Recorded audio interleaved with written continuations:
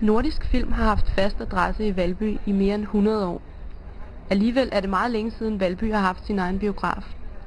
Men det skal der laves om på nu. Jeg har taget initiativ til Valby Kino, fordi jeg synes, jeg har boet i Valby i knap 4 år, og jeg synes hele tiden, det har været mærkeligt, at Valby ikke havde sin egen biograf, fordi der både er kundegrundlag for det, og folk er sultne efter det. Og så er det jo historisk også en biografby, der har ligget 3 biografer før. Og der er stor opbakning til ideen blandt Valbys borgere.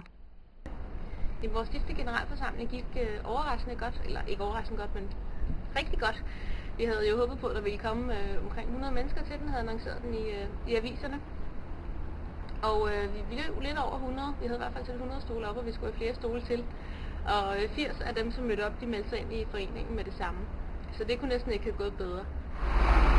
Isenkrammeren på Valby Langgade er en af de bygninger, foreningen har kigget på til en ny biograf.